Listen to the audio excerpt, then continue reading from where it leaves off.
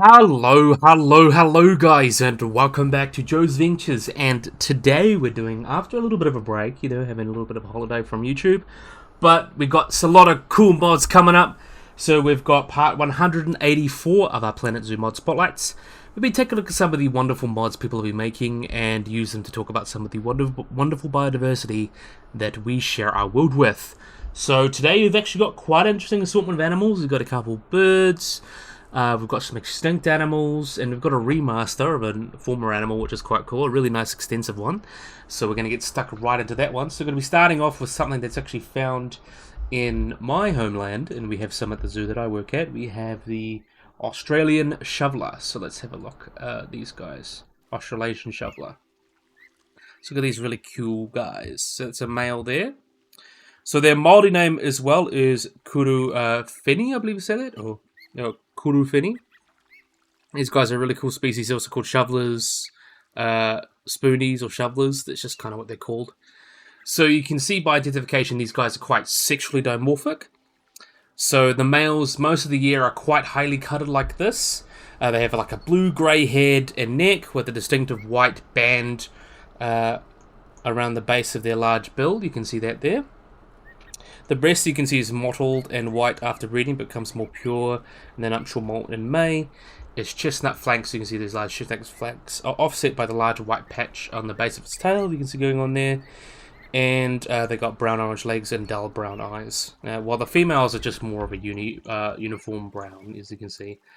Typical of most females. See, typical brownish-greyish with a little bit of iridescent feathering in there. So it's typically what a female looks like. Have a look at the male while we talk about them. Yeah, these guys are shovelers, so they're specialized filter feeding waterfowl. So they use their large spoon bills to filter for small things, like little invertebrates and plankton and things like that, which is quite cool.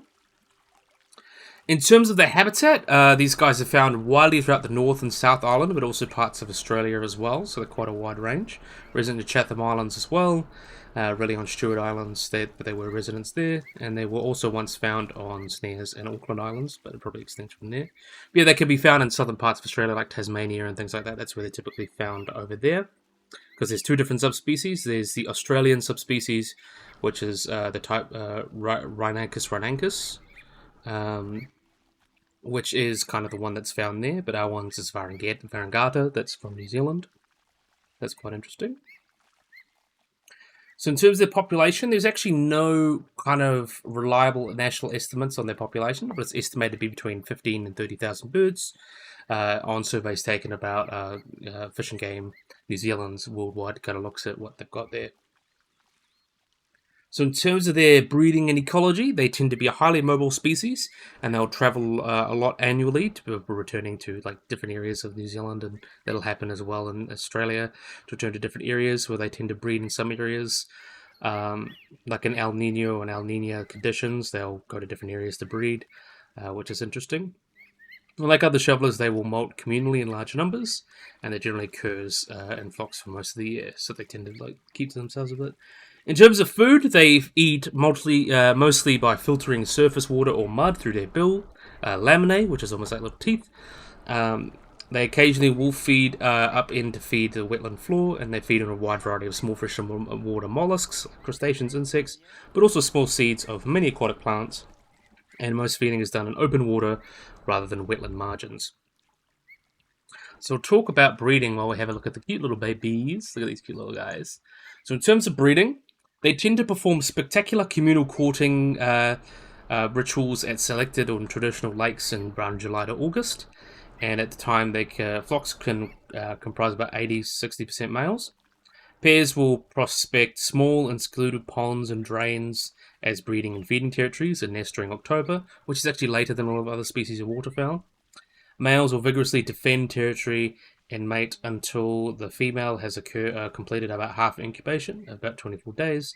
Nests are usually situated in long grass near water, and clutches are about 5 to 13, but mean about 10. Whitish eggs, and upon hatching, the ducklings are raised only by the female over about 8 weeks, and broods are actually really active or conspicuous during the day, so they tend to be a little quiet during the day. You can have a look at that. So like with the female.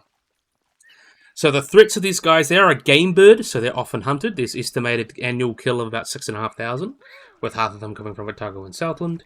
Eutrophication of wetlands has never been a big issue, such as pastoral farming. So farming destroys a lot of, the habitat for them and creates too much algae, which is quite interesting. But yeah, really, really cool species. As I mentioned, they are found in Australia as well. Southeastern Australia, Southwestern Australia, and Tasmania is the Australian subspecies, which is the dominant subspecies. And then you have the New Zealand one, which is Varangata. But yeah, that's enough about the Australian shoveler. This was done by Ginger Toast. Ginger Toast always does some really cool mods. So we've got another shoveler by a different author this time. As I mentioned, the Australasian one is done by Ginger Toast. This one's done by Lorby. We've got the Northern Shoveler, so it's another really cool one to look at. So the Northern Shoveler, also known as just the Shoveler, is a little bit more common.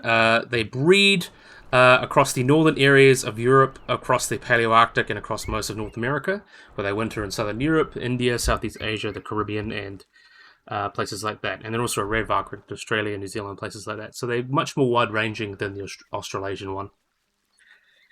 So they were originally in the genus Anas, with mallards and things like that, but were described as their own genus Spatula, which means spoon or spatula. There is no living subspecies, but there are paleo subspecies or things like that described from the early Pleistocene. However, they are not. It's unknown whether they're related and things like that. In terms of their description, this species is unmistakable in the northern hemisphere due to its large bill, the breeding drake, so that's the male, it's the drake there, so you can see it's got iridescent band around its head, dark green head, white breast, and chestnut belly and flanks, and in flight the pale blue forewings are revealed, separated from the green spelicum with a white border. In early fall, the males have a white crescent on each side, and in non-breeding plumage or eclipse plumage, they tend to look pretty much just like the female. But the females are brown and drab, just like most other species of shovelers. As you can see over there, typically the females are a little bit more drab and things like that, so it's nothing too different. They get to about 48 centimeters, or about 19 inches long, and have a wingspan of about 76 centimeters, or 30 inches, and weigh about 600 grams, which is quite similar in the range of most ducks. So in their behavior, northern shovelers typically feed for dabbling for plant food, often swinging its bill from side to side, where they have a highly specialized bill, much like the Australasian shoveler, where they actually forage for vertebrates. They have laminae, which are small comb-like structures at the edge of the beak that act like sieves, so that allows them to sieve water and mud for small invertebrates and plankton and things like that. So they're pretty much like trying to do what whales do, but in a much smaller form, and that's pretty much the same. And this is gives them an advantage over paddle ducks, as they do not have to compete with them for food. And in terms of their nesting, they tend to nest in grassy areas away from water. They nest in a shallow depression in the ground that is lined with down as well and plant material. They typically lay about 9 eggs. The drakes are also quite territorial during the breeding season, and they'll defend their territory and partners by competing males. Drakes also engage in elaborate courtship behaviours, very similar to Australasian shovelers, both in water and the air. It's not uncommon for a dozen males to pursue a single hen, or a single female. Despite their stout appearance, they're actually quite nimble flyers. In terms of the habitat and range, as I mentioned, they are quite a wide-ranging bird. They are found in wet grasslands or marshes or some emergent vegetation. They breed widely across Eurasia, Western North America, and the Great Lakes region in the United States. They winter in southern Europe, India, the Caribbean, northern South America, the Malay Archipelago, and Japan. So typically hang out a little bit more tropic.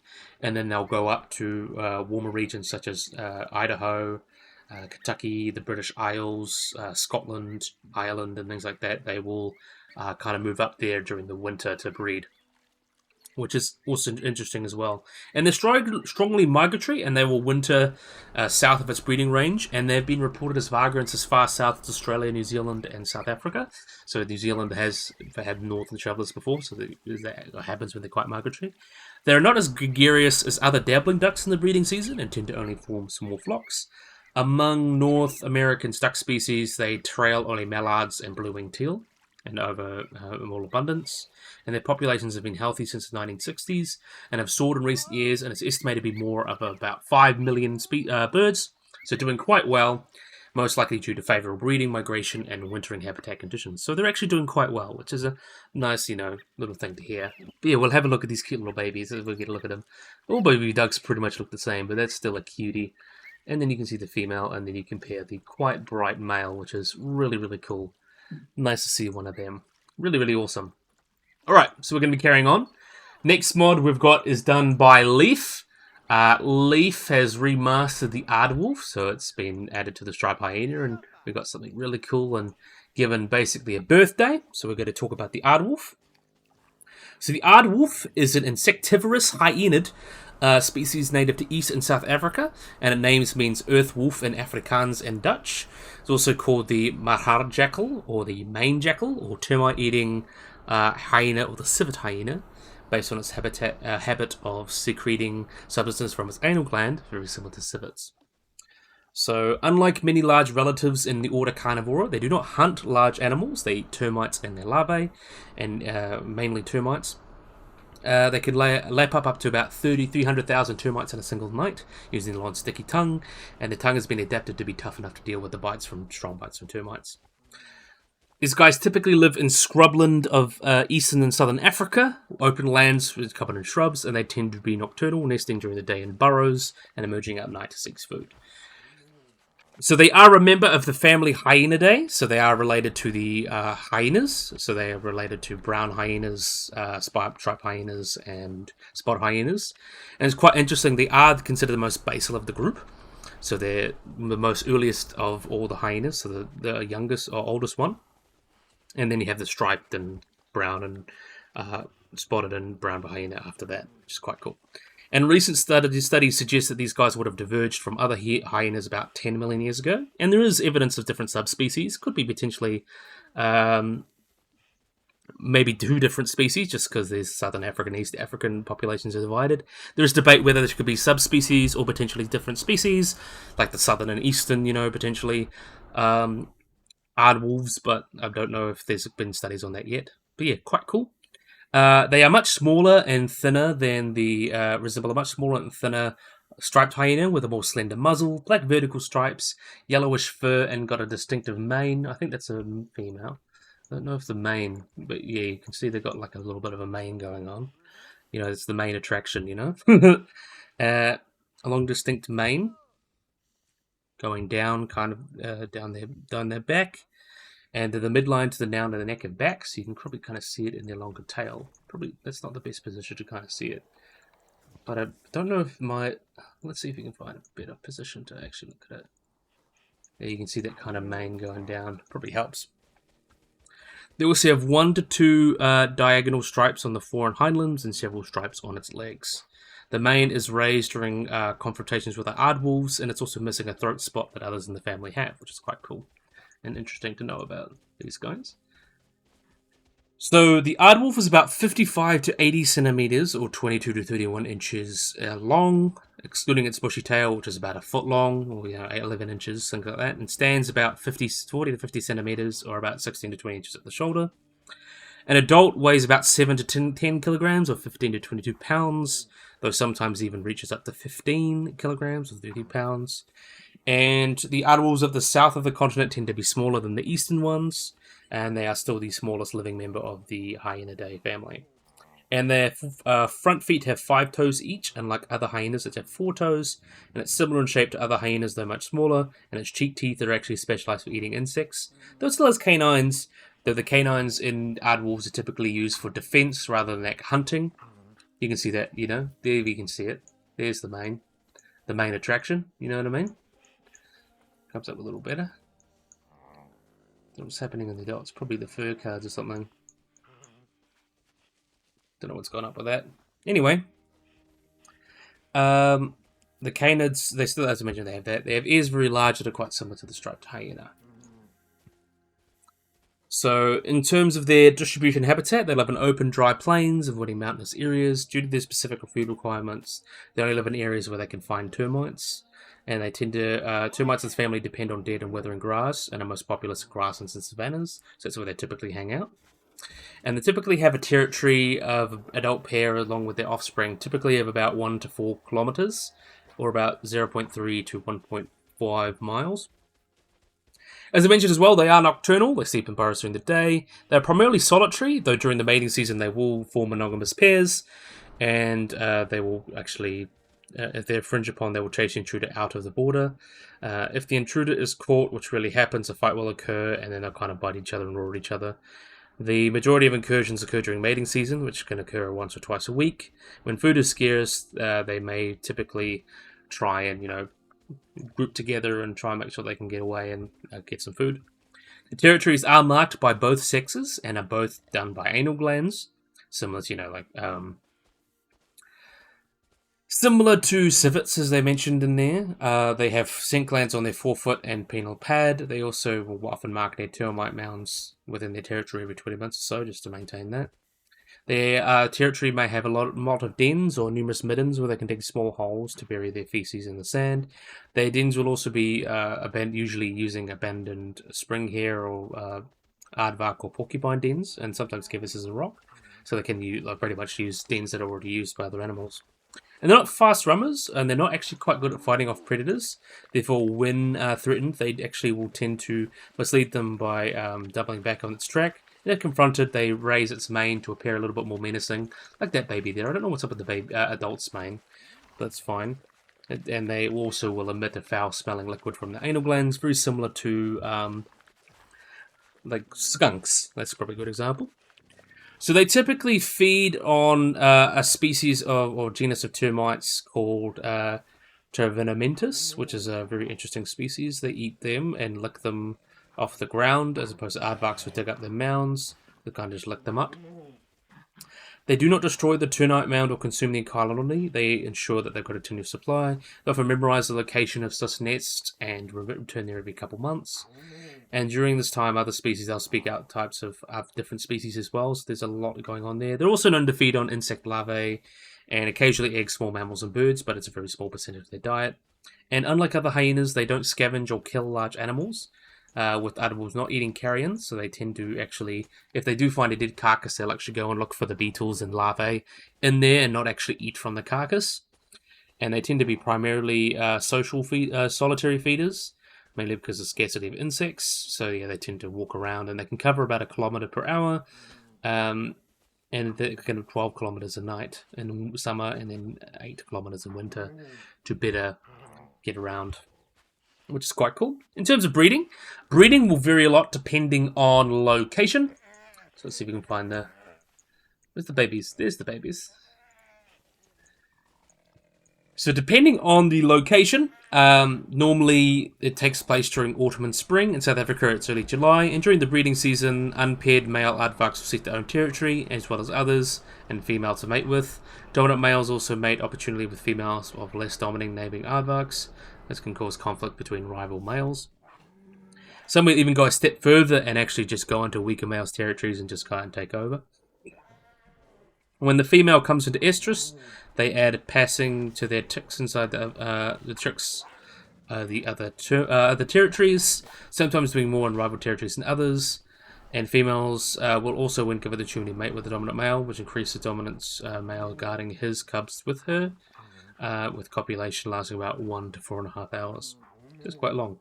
Typically, gestation lasts for about 89 to 92 days, producing 2 to 5 cubs, most often 2 or 3, during the raining season, October-December, where termites are most active. They're born with their eyes open, but initially helpless, and weigh about 350 grams.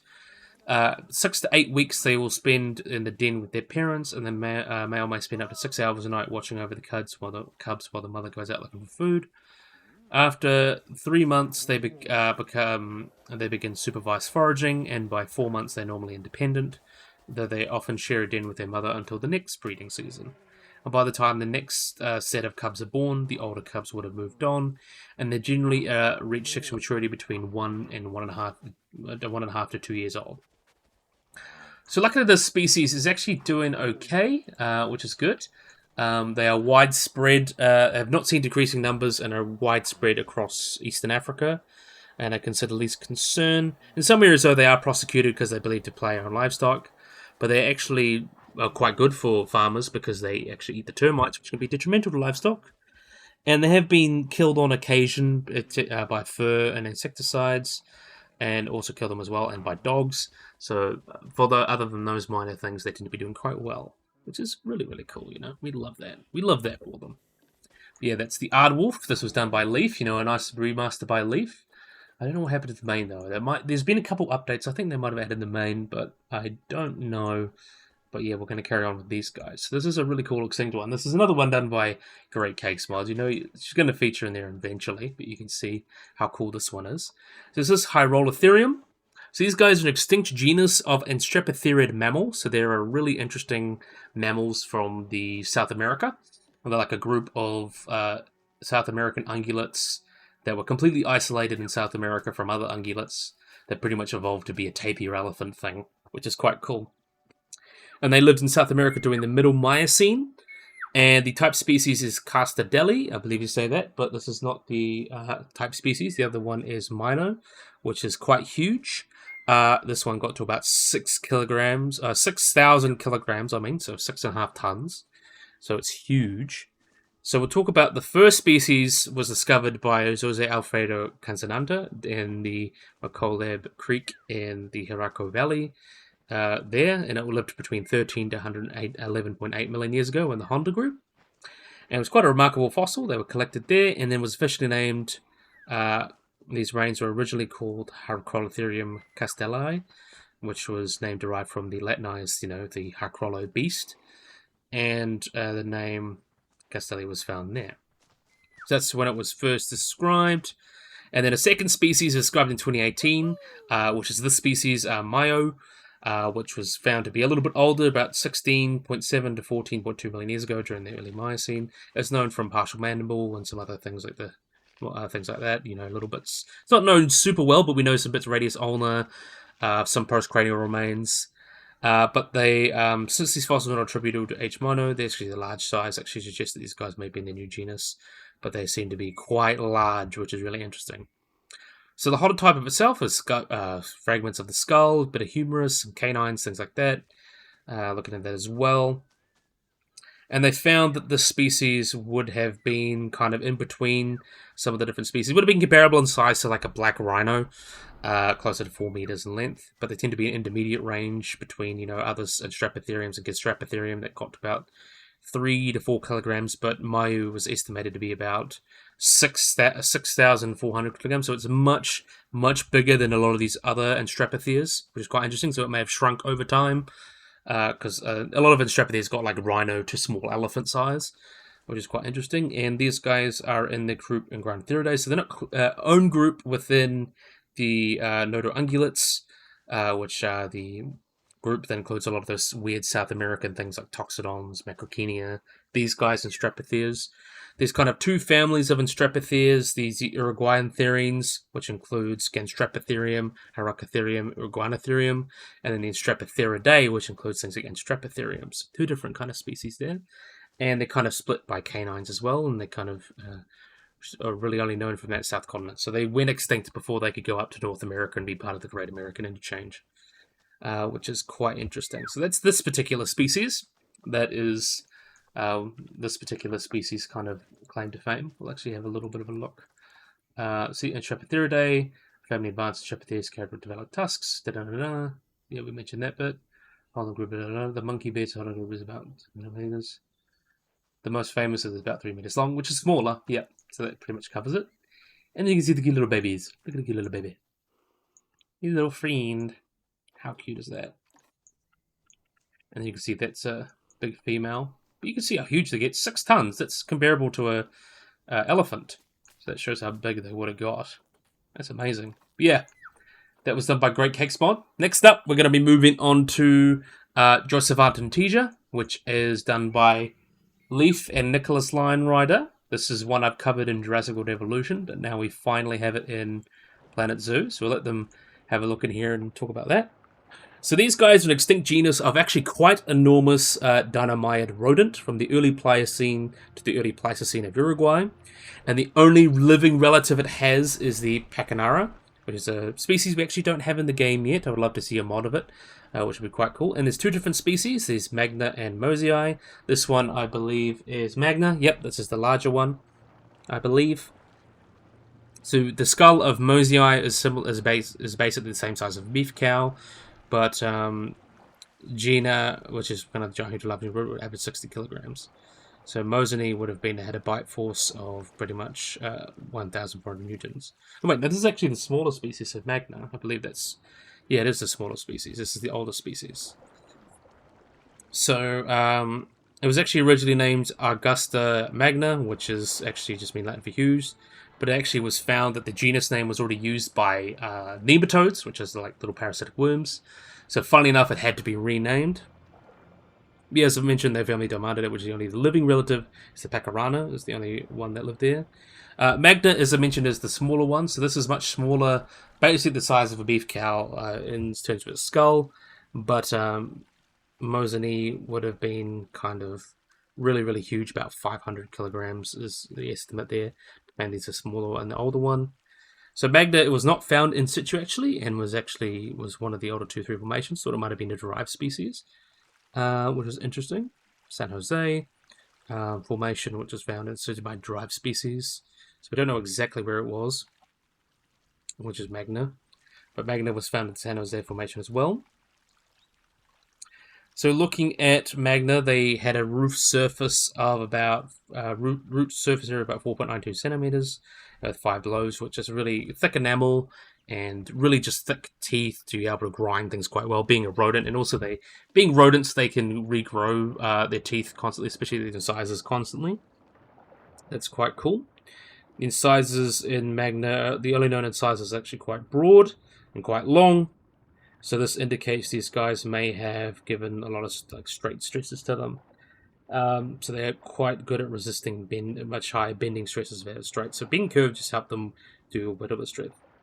Moseni, which is the other species, as I mentioned, is a skull of about 53 centimeters, about the same size as a beef cow. And Magna, I don't believe they have one from Magna. So it's kind of hard to differentiate the two different species. A body mass. So Mosei was the really huge one. That got to about the same size as, like a 2008 estimates that estimated to be between 468 kilograms and 2.5 tons.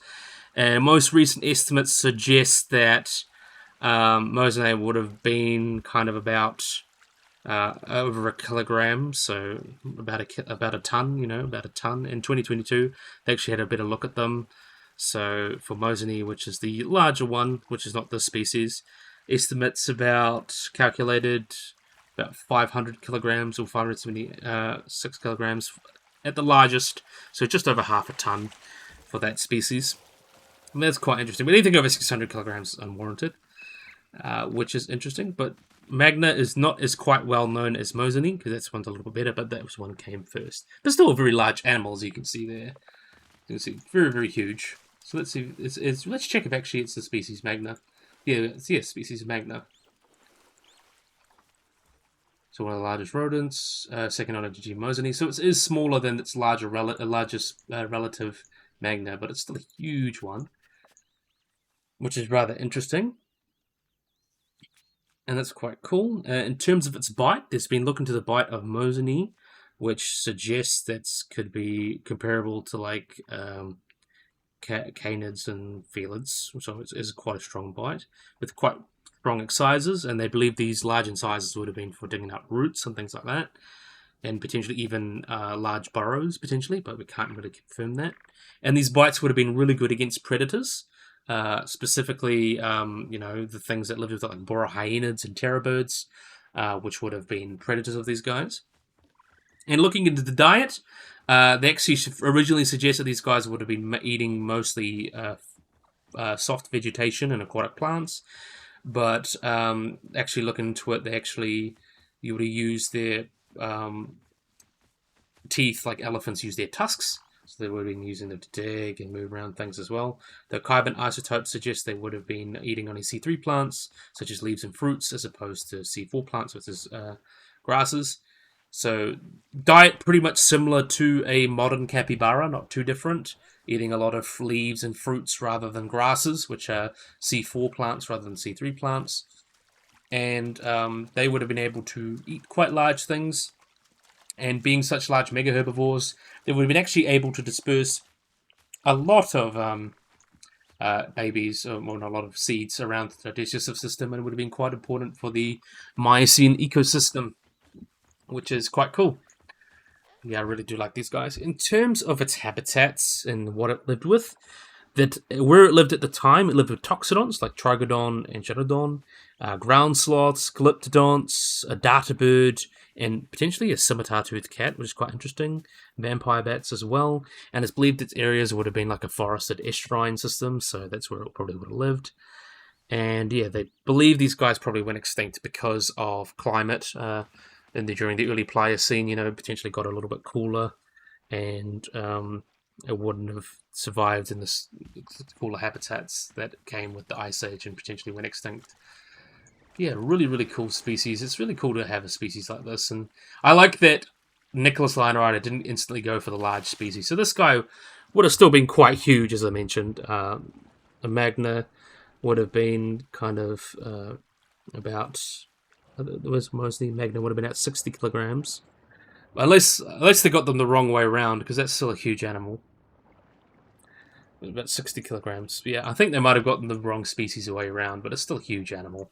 It looks like its size probably fits more actually with a 1 ton one. I have a hard time believing this is 60 kilos. Yeah, so that kind of they're basically the size of Magna, which is interesting.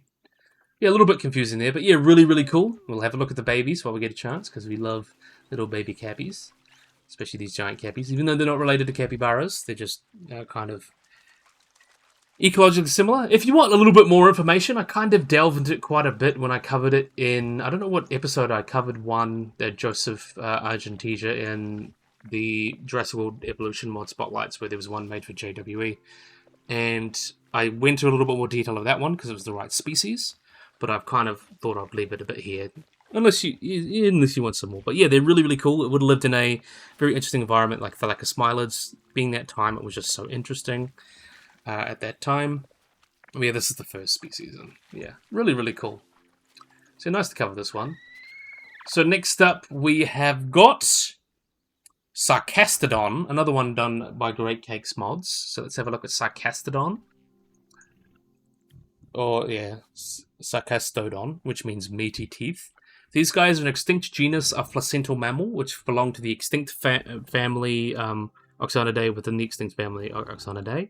So they would have lived in Asia in the Middle Miocene, and would have been a genus of large carnivorous animals, which are actually only known from their jawbones and skull. It was possibly a hypercarnivore and would have preyed on large animals that lived in the Middle Miocene, such as brontotheres, calicotheres, and rhinoceroses. And it was weight estimated to be about 800 kilograms and about 3 meters long. So that's kind of the estimates there. The type species, there's a couple other species known, but the type species is Mongoliensis, which is this one, and the other species is Hermaniensis. And there has been additional material referred to Sarcastodon in Mongolia, but this is found around Mongolia. And it was discovered by Walter W. Gardner in 1930 on an expedition to the Gobi Desert. So the ecology of these guys, Sarcastodon was a hypercarnivore, so would have had strong hyena-like dentition that was adapted for bone crushing, and they had sharp slicing premolars and crushing molars that enabled to eat bones and flesh, and potentially was a fast runner. Not a fast runner, so they're more ambush predators. And the group that we talked about is Oxodontidae.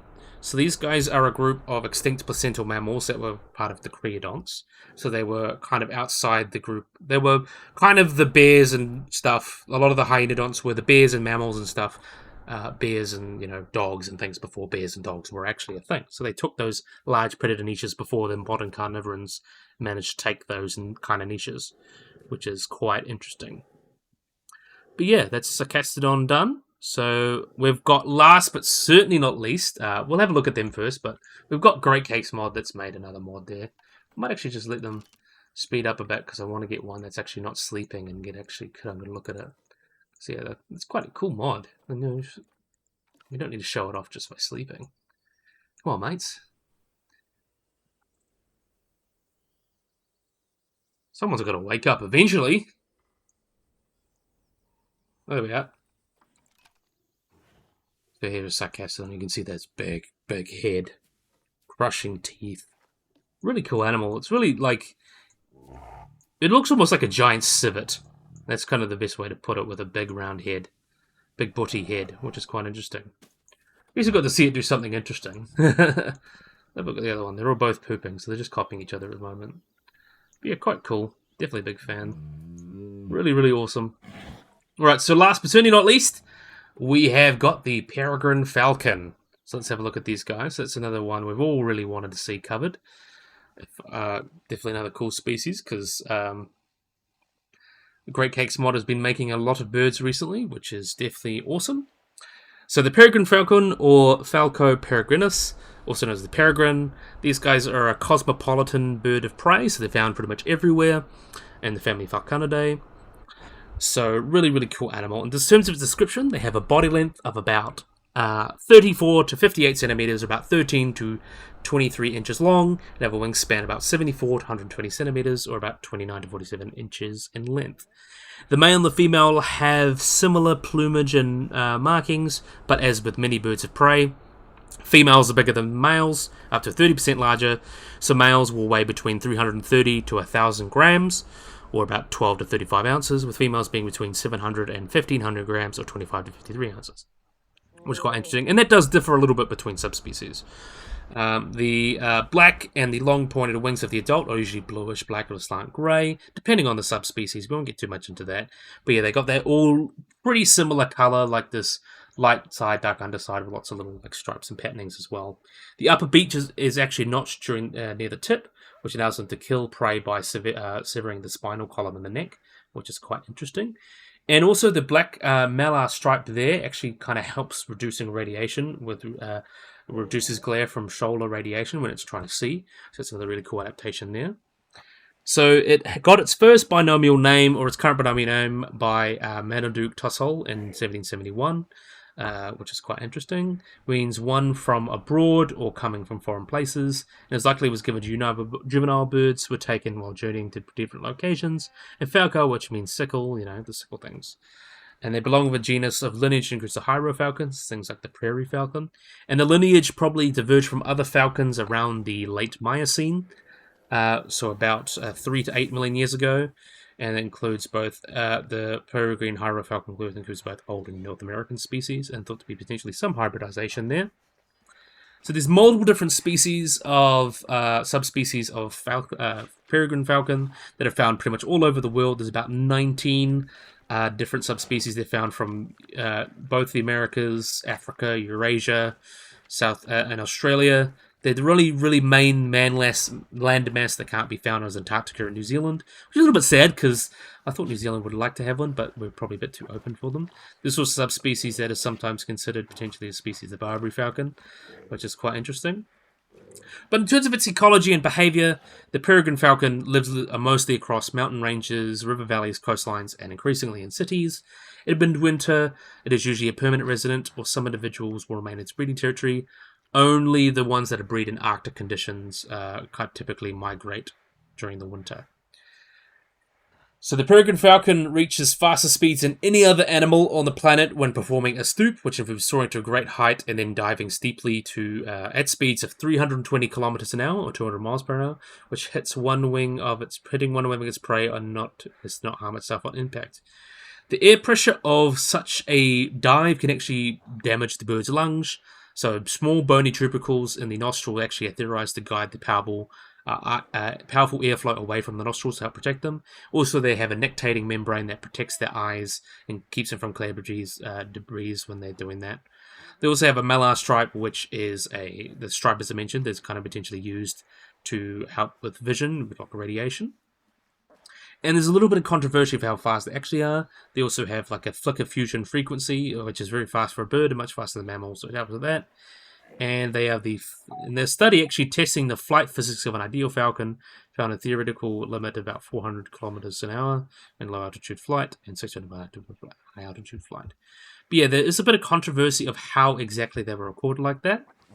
They are definitely, the highest measured speed is about believed to be 389 kilometers an hour.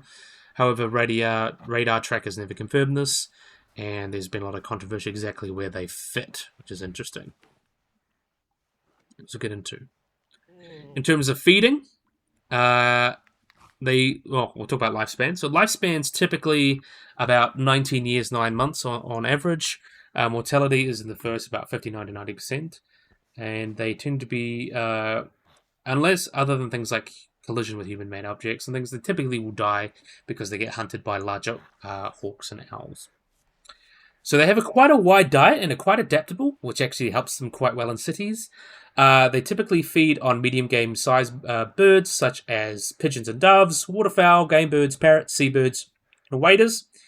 However, it is estimated that about 1,500, 2,000 of bird species, roughly a fifth of the world's bird species, are predated on this by falcons. So they've got quite a wide range of species. The peregrine falcon preys on the most diverse range of birds of any other raptor, including lots of shorebirds, hummingbirds, small passerines, duck, geese, grouse, smaller hawks, and owls. So pretty much anything smaller than them is good prey. Typically of that, as I mentioned, so mostly birds prey. Some things they will eat is lemmings, ground squirrels, mice, rats, voles, maybe even rabbits, even martens or small snakes. That's typically what smaller things they'll take. They typically hunt most often at dawn and dusk, where their prey is most active, but also nocturnally they'll hunt in the cities. Partly due to migration periods and hunting at night will be prevalent. Nocturnal migrants will typically include species such as common quail, Virginia rail, grebes, things like that, and they typically require open spaces to hunt. In a high perch, they typically look for a high perch in the air. Large congregation of migrants like open shorebirds can be quite attractive to these guys, so they will attack them there. So in terms of reproduction, as we have a look at the cute little baby, it's a cute little baby, it's a cute little baby. No, that's not what we look at. So young falcon. So the peregrine falcon is sexually mature at about 1 to 3 years of age, but the larger population, they will breed about 2 to 3 years of age. They mate for life and return to the same nest annually, which is quite interesting. And their courtship flight includes a mix of aerial acrobatics, precise spirals, and steep dives. And the male passes prey that is caught to the female in mid-air. To make this possible, the female actually flies under the male to receive the food and from the male's talons. During the breeding season, they are territorial, usually making nesting areas about 1 kilometre apart, or often much further, depending on areas with much more prey. They typically will nest in a scrape on cliff edges, and they'll make a shallow hollow with loose soils, gravel, vegetation, things like that. Cliff nesting is generally located under overhang, and in some parts of Australia, the large tree hollows have been used for nesting, as well as the western coast of North America. And before the demise of most American peregrines, a large population actually used the large population of peregrines used disused nests of other large birds. In remote areas, they even will find slopes or low rock mounds and things to put their eggs on. So the pair will defend their nests from other peregrines, but also things like ravens, herons, gulls, foxes, wolverines, bears, wolf, and mountain lions. So typically will protect them from things that will attack them. They also will be, both nests and adults can be preyed upon by large owls, falcons, eagles, such as the great horned owl, the Eurasian horned owl, eagle owl, things like that, even snowy owls sometimes. And the date of egg laying varies according to locality, but is generally from February to March in the Northern Hemisphere and July to August in the Southern Hemisphere, and equatorial populations between June and December. If an egg is lost during the nesting season, they usually another clutch, though this is extremely rare for the Arctic due to the short summer season. Typically 3 to 4 eggs are laid, but sometimes as few as 1 and as many as 5 can be laid. The incubation is, the eggs are white with bluff to red brown markings. They incubate for about 29 to 33 days, which is mainly by the female, which may also help with the incubation of the eggs during the day, but only the female incubating during the night. The average number of young found in nests is about 2.5, with the average number about fledges 1.5. And after the chicks, called ears, are covered in a creamy white down and have disproportionately large feet, with the male and the female both leave the nest to gather food for the young. Hunting territory can persist and extend to a radius of 19 to 24 kilometers from a nest site, and the chicks will fledge about 42 to 46 days after hatching and remain dependent on their parents for about 2 months. So yeah, they've also got quite an interesting conservation story. So the peregrine falcon, mostly common around the world, they've been used in falconry for about 3,000 years. beginning with nomads in Central Asia. So they were used a lot for hunting, birds and things like that, which is quite cool. And they're often today they're also used to reduce the risk of they used to scare away birds at airports to reduce the risk of bird plane strikes. And they're also used for hunting, so they'll grab quarries and things like that, bring them back, which is quite cool for them. And they've also been quite successfully bred in captivity for both in falconry and to release in the wild. Until 2024, or nearly all peregrines used in falconry in the US were captive bred, which is quite cool. And they also use like hack and things like that. Development of captive breeding methods have actually become commercially viable for falconry use, and thus most eliminating the need to capture wild birds.